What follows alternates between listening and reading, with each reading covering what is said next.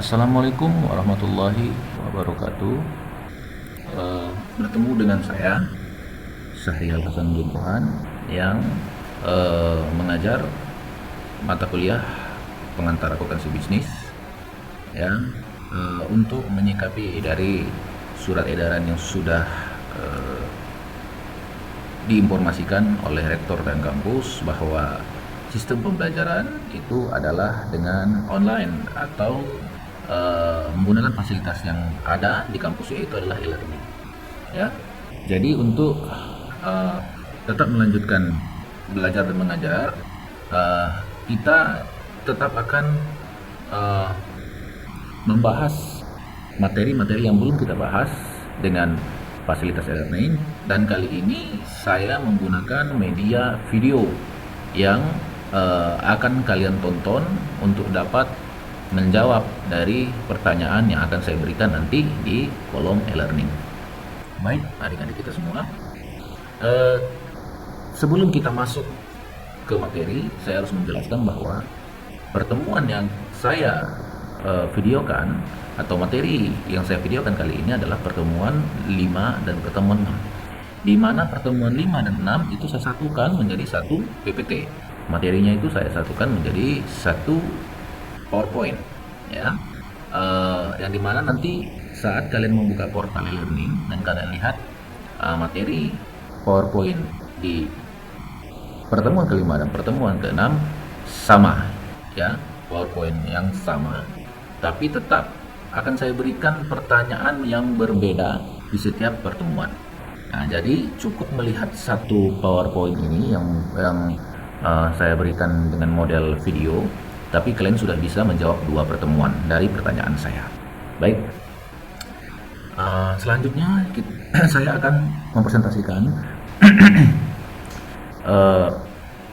materi tentang persekutuan atau firma dan perseroan dengan durasi yang tidak terlalu panjang, singkat, namun nanti akan saya pancing kalian untuk bisa menganalisis materi yang saya berikan di dalam kolom komentar e-learning nanti ya. Jadi mari ikuti saya. Pertama yaitu adalah definisi persekutuan atau firma ya, di mana dijelaskan bahwa firma dalam bahasa Belanda atau disebut sebagai Vennootschap onder firma, perserikatan dagang antara beberapa perusahaan atau sering juga disebut FA, adalah sebuah bentuk persekutuan untuk menjalankan usaha antara 2 orang atau lebih dengan memakai nama bersama ya. Jadi dalam penjelasan ini bisa kita simpulkan bahwa jenis perusahaan firma ini adalah persekutuan lebih dari 1 orang, 2 atau 3 atau 4, di mana mereka bisa memakai nama bersama atau nama di antara 1 orang sesuai dengan kesepakatan bersama ya. Gunanya adalah untuk mengembangkan bisnis mereka menjadi lebih besar lagi. Baik, berikutnya kita masuk ke perseroan terbatas, yang dimana penjelasannya dalam bahasa Belanda juga disebut Namloos Vennootschap, adalah suatu badan hukum untuk menjalankan usaha yang memiliki modal terdiri dari saham-saham yang pemiliknya memiliki bagian sebanyak saham yang dimilikinya. Karena modalnya terdiri dari saham-saham yang dapat diperjualbelikan, perusahaan kepemilikan perusahaan bisa dilakukan tanpa perlu membubarkan perusahaan. Maaf, saya ralat, yaitu perubahan kepemilikan perusahaan bisa dilakukan tanpa perlu membubarkan perusahaan ya. Jadi di sini dijelaskan bahwa setiap perubahan atau evaluasi terhadap kepemilikan perusahaan ternyata bisa dilakukan secara perundingan atau ketentuan tanpa harus membubarkan perusahaan itu sendiri. Poin kedua adalah perseroan terbatas merupakan badan usaha dan besarnya modal perseroan tercantum dalam anggaran dasar.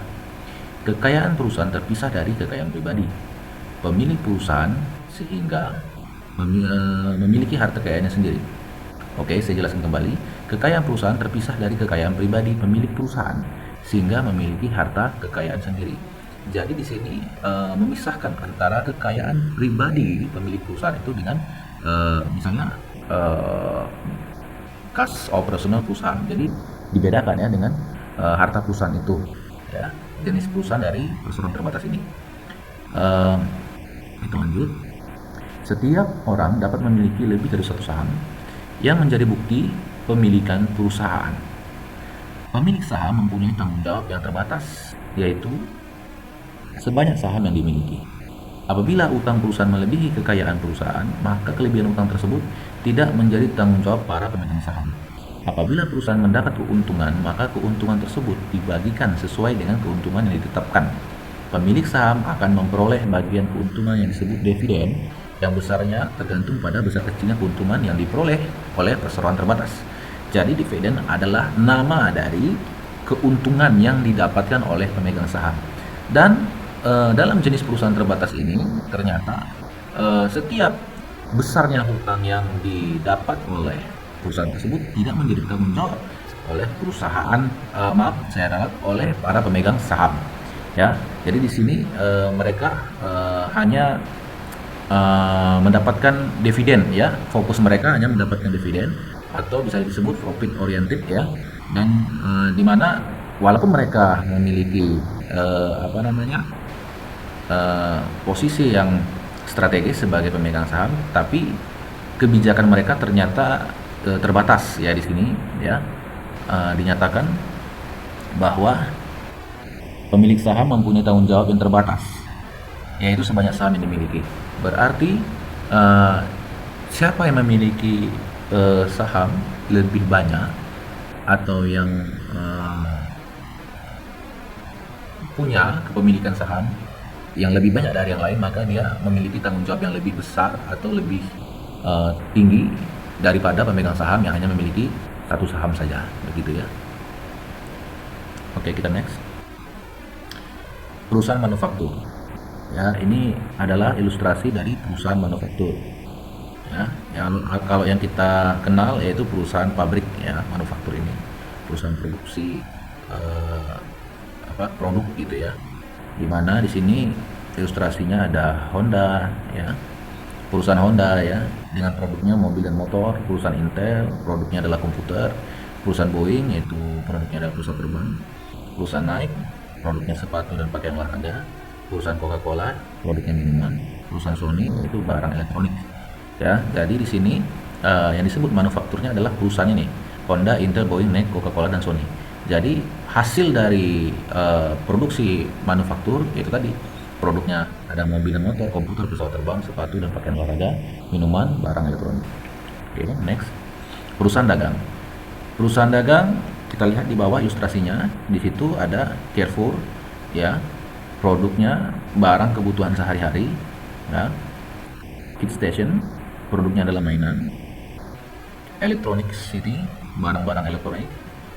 Lens End atau pakaian, produknya pakaian. Amazon.com, produknya buku, CD, dan produk-produk lainnya melalui internet. Jadi perusahaan dagang ini seperti perusahaan yang mengutamakan brand, ya. Jadi di sini yang dijual adalah brandnya. Brand itu juga yang sebagai wadah untuk barang-barang ini dijualkan di situ. Jadi seperti Carrefour, gitu. Walaupun Carrefour itu berbentuk bangunan atau hampir seperti mini plaza, gitu, tapi tetap brand dari Carrefour itulah yang menjadi daya jual dari sebuah perusahaan dagang tersebut, ya. Kita next. Perusahaan jasa, kalau kita lihat ilustrasi di bawah, Disney, produknya adalah hiburan, ya. Garuda Indonesia, produknya adalah transportasi. Marriott Hotels, produknya adalah hotel. Citibank, produknya keuangan dan perbankan. Telkomsel, produknya adalah telekomunikasi. Nah, perusahaan jasa ini mungkin kalau kita kenal lagi lebih spesifik, itu seperti project atau proyek penyedia jasa, ya. Jadi yang dijual adalah kemampuan dari service of excellence-nya, ya, yang dikenal karena sudah mampu untuk memproduksi sebuah proyek-proyek yang besar, ya. Dan yang dijual di sini adalah kemampuan projectnya atau jasa yang bisa dia jual, atau harga jualnya adalah jasa yang diberikan atau service of excellence-nya lah, ya. Seperti Disney itu menghasilkan film-film hiburan yang terkenal, gitu, ya. Dimana kalau misalnya sudah melakukan kerjasama proyek dengan Disney itu dipastikan bahwa filmnya akan booming, ya gitu ya. Garuda Indonesia. Jadi kalau kita bisa bandingkan, misal, mohon maaf, bukan maksud membandingkan sesuatu karena produk satu jelek atau satu produk lagi bagus, bukan, tapi ini bisa dijadikan sebuah apa namanya, survei keilmuan juga, ya, di mana fasilitas Garuda akan jauh lebih mahal harganya dibandingkan harga fasilitas dari perusahaan lain di bawahnya, ya. Saya tidak usah sebut apa jenis brand yang lainnya. Nah, jadi Garuda itu pasti sudah lebih baik fasilitasnya, atau lebih bagus fasilitasnya, dan itu apa namanya, dibayar dengan harga yang tinggi, ya. Jadi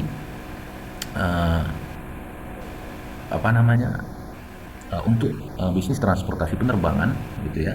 Jadi maskapai yang paling diperhitungkan itu adalah Garuda Indonesia, dengan fasilitas yang memadai, serta fasilitas tadi, jasa yang dijual tadi itu dihargai dengan sangat mahal, gitu ya. Oke, next. Jenis-jenis organisasi perusahaan, ya. Pertama, perusahaan perseorangan. Kedua, persekutuan atau firma. Ketiga, korporasi atau perseroan terbatas atau PT, ya. Pertama, kita harus masuk dulu ke perusahaan perseorangan, yaitu yang dimiliki oleh perorangan. Keunggulan, kemudahan pengaturan. Yang kedua, biaya pengelolaan yang rendah. Kelemahannya, sumber daya keuangan yang terbatas. Kedua, kewajiban yang tidak terbatas, ya. Jadi keunggulannya adalah pengaturannya mudah, gitu ya. Jadi dalam setiap perubahan atau evaluasi dalam operasional perusahaan itu tidak terlalu sulit, karena hanya dimiliki oleh perorangan, ya. Beda dengan persekutuan yang dimiliki lebih dari satu orang, jadi agak lebih rumit, ya, untuk melakukan sebuah perubahan atau evaluasi. Lalu poin kedua, biaya pengelolaan yang rendah, ya. Jadi kalau perusahaan perseorangan ini modalnya akan berbeda dengan modal perusahaan persekutuan, apalagi PT, ya, sehingga aset-aset yang dikelola dan fasilitas-fasilitas pendukung sporting untuk operasional jauh lebih kecil, jauh lebih sederhana, sehingga lebih gampang untuk dikelola dengan biaya mungkin dan dengan biaya atau budgeting yang mungkin lebih rendah. Kita lihat kelemahannya, sumber daya keuangan terbatas, jelas, karena modalnya jauh lebih kecil dibandingkan perusahaan persekutuan atau PT, ya. Jadi jelas terbatas, kecuali membuka peluang investasi atau orang yang bisa menanam saham di perusahaan perseorangan, maka lain ceritanya. Tapi perusahaan itu juga akan berubah menjadi perusahaan persekutuan. Poin kedua dari kelemahan yaitu kewajiban yang tidak terbatas, ya. Jadi di sini kewajiban dari si owner, pemilik perusahaan perseorangan ini tidak terbatas, karena dia hanya melakukan sesuatu itu dihandle dengan sendiri. Jadi tidak ada tim-tim yang mungkin untuk memotong dari kewajiban yang harus dia lakukan, gitu ya. Jadi hampir semua kewajiban itu dihandle, jadi tidak memiliki batas, ya, tidak memiliki pos-pos tertentu yang dimana pos-pos lain itu dikerjakan oleh tim-timnya atau mitra-mitra bisnis yang lain, ya. Perusahaan persekutuan atau firma dimiliki oleh dua atau lebih individu. Kita lihat keunggulannya, sumber daya keuangan yang lebih besar, ya, dibandingkan dengan perusahaan perseorangan. Poin kedua, tambahan keahlian manajemen, ya, jelas. Lalu kelemahannya di sini, kewajiban yang tidak terbatas, ya. Jadi ternyata dengan dengan jenis perusahaan persekutuan ini pun atau firma ini pun, ternyata kelemahannya juga sama dengan perusahaan perseorangan, yaitu kewajiban yang tidak terbatas, di mana mungkin seluruh owner, ya, atau para pemilik saham juga pemilik perusahaannya bebas, ya, untuk melakukan aktivitas kewajibannya dalam mengelola perusahaan, sehingga segala kegiatan untuk mengembangkan perusahaan dari firma tersebut tidak memiliki batas-batas atau pos-pos tertentu, sehingga kewajibannya semua diemban dan dihandle oleh para owner atau pemegang sahamnya. Korporasi dibentuk berdasarkan peraturan pemerintah sebagai badan hukum yang terpisah.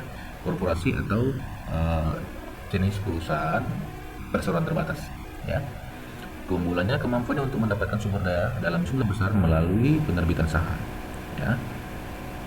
Kelemahannya adalah pengenaan pajak ganda, ya.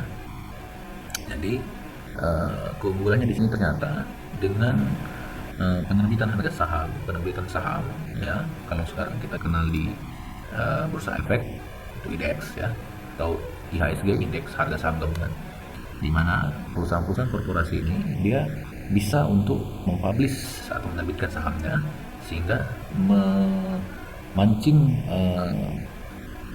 jumlah investor yang nantinya akan menambah modal dari perusahaan tersebut sehingga perusahaan lebih mudah lagi untuk mengembangkan bisnisnya dimanapun dengan penambahan modal yang signifikan, ya. Itu keunggulannya.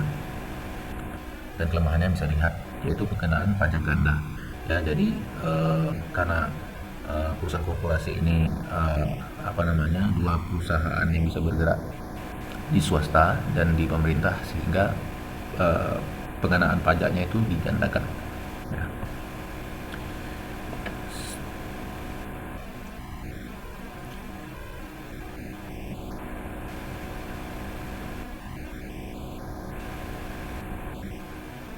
Oke, kita masuk ke rantai nilai sebuah perusahaan, ya.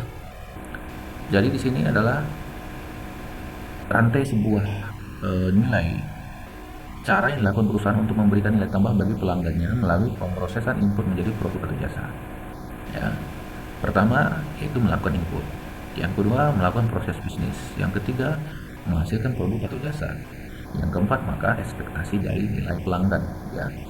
Jadi di sini bisa kita lihat proses-proses dari perusahaan pada umumnya, di mana proses yang ideal dalam membentuk rantai nilai yaitu seperti ilustrasi yang saya perlihatkan di sini, ya.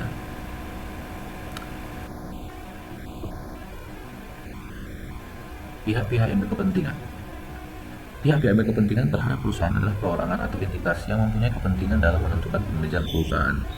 Jadi dalam bisnis ini untuk mendukung kemajuan dalam perusahaan dan membuat berkembangnya sebuah bisnis, maka menilai pihak-pihak tertentu itu juga sangat penting, ya.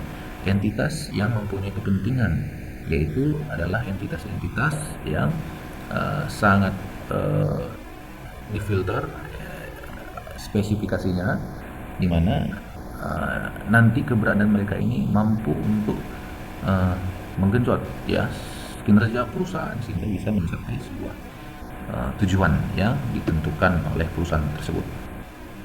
Oke. Proses penyediaan informasi. Yang pertama, mengidentifikasi pihak-pihak yang berkepentingan. Pihak berkepentingan internal yaitu pemilik, manajer, karyawan. Eksternal, pelanggan, kreditor, pemerintah. Masuk ke poin kedua, menilai kebutuhan informasi dari pihak-pihak yang berkepentingan.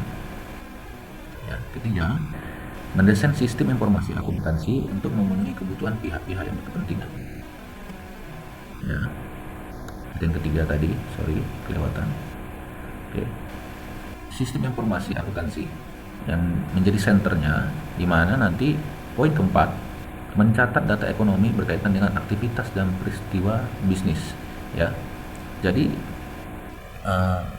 antara poin 4 dan 3 ini menjadi simbiosis mutualisme, di mana nanti akan bermuara kepada sistem informasi akuntansi.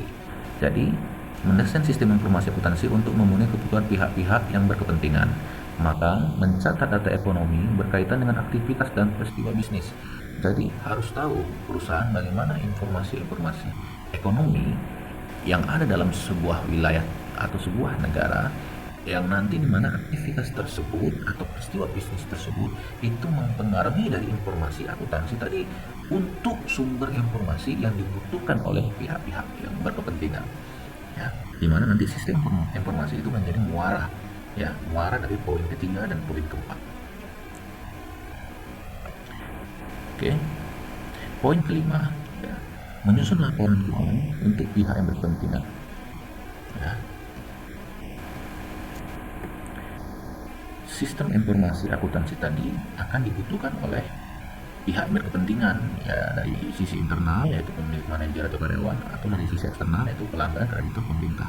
Ya, menyusun laporan keuangan itu sangat sangat vital ya untuk dapat menjadi sumber informasi yang dimana itu nanti berdampak pada perkembangan sebuah perusahaan, dimana misalnya pelanggan juga harus tahu bagaimana sebenarnya kesehatan dari perusahaan tersebut, walaupun tidak mengetahui laporan keuangan secara detail, tapi dengan laporan keuangan yang signifikan akan membuat sehatnya suatu perusahaan itu menarik dari minat pelanggan tersebut. Lalu kreditor dan pemerintah, ya, mungkin pemerintah juga bisa memberikan bantuan-bantuan semacam memancing investor-investor untuk memberikan suntikan-suntikan dana atau kepada perusahaan-perusahaan tertentu karena tingkat laporan keuangan yang signifikan, sehat, sehingga dianggap kredibel oleh pemerintah. Bisa juga pemerintah membutuhkan laporan keuangan itu untuk melihat seberapa besar perusahaan tersebut harus dikenakan pajak dan di mana dari laporan keuangan tersebut pemerintah bisa tahu perkembangan dari proses produksi perusahaan itu dan keuntungan yang didapatkan oleh perusahaan tersebut.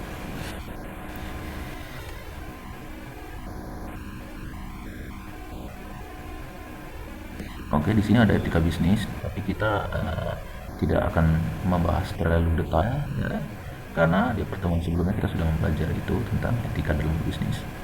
Mungkin bisa dibaca sebentar dan kita akan next.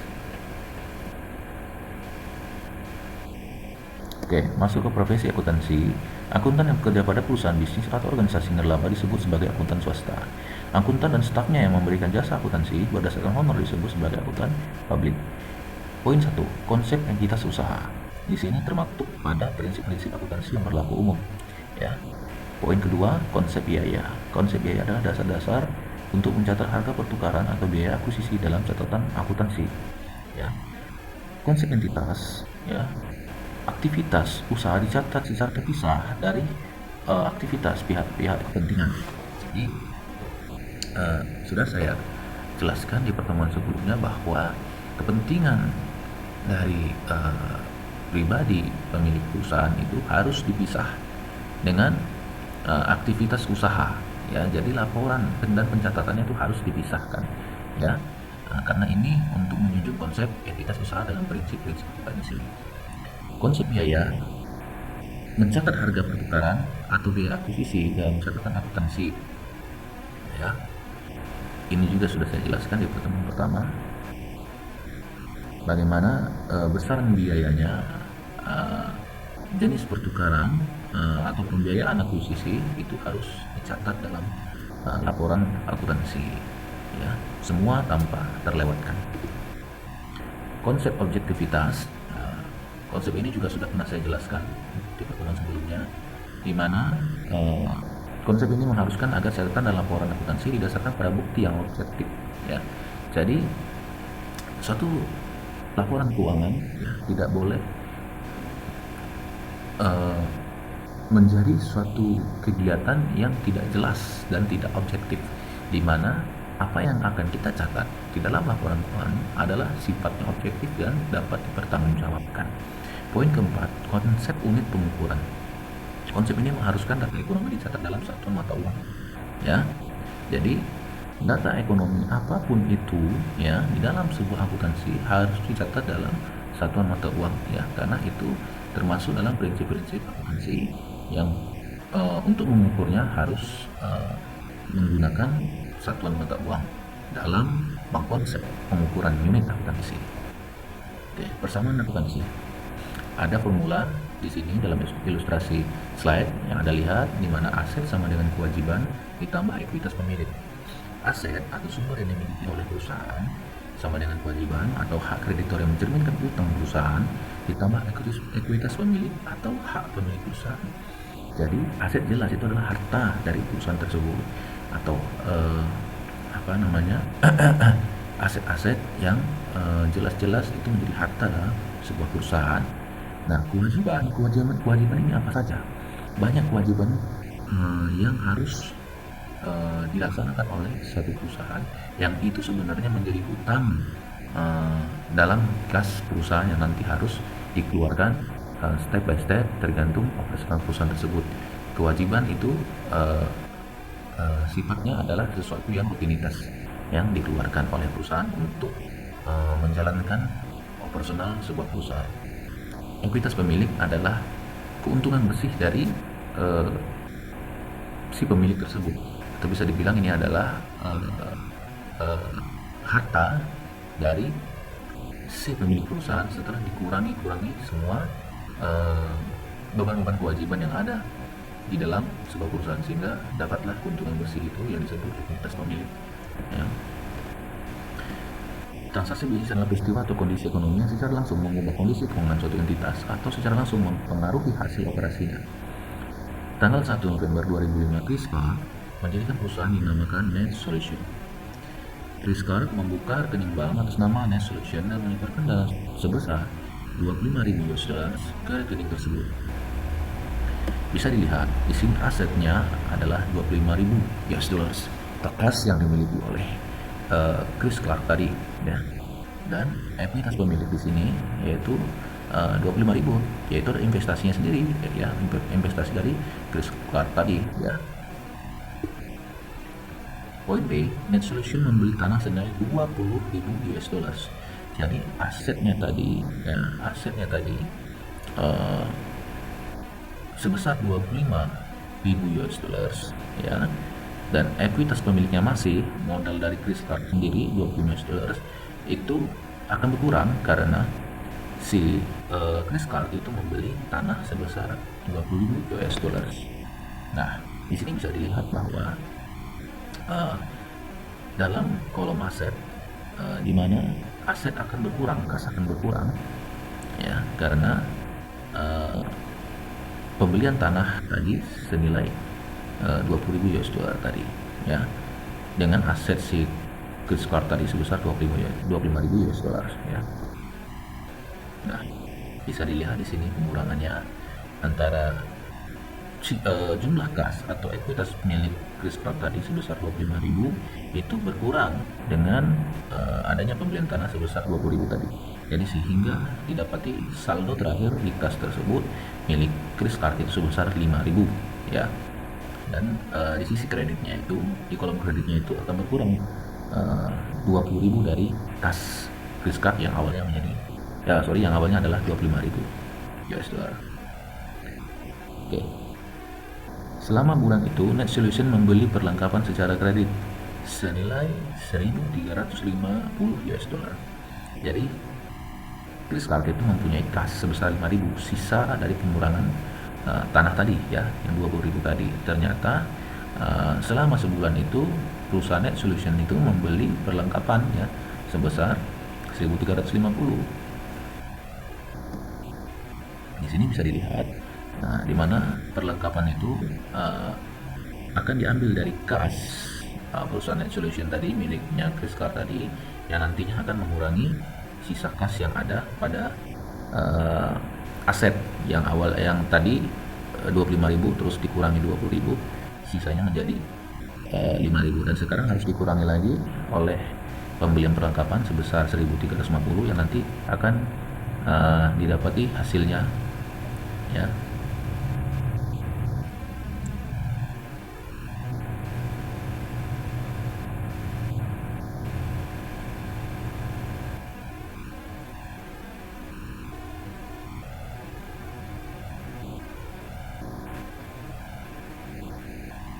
Oke, bisa lihat di sini bahwa pengurangan 5.000 tadi, ya, dikurangi 1.350 menjadi sebesar 3.650,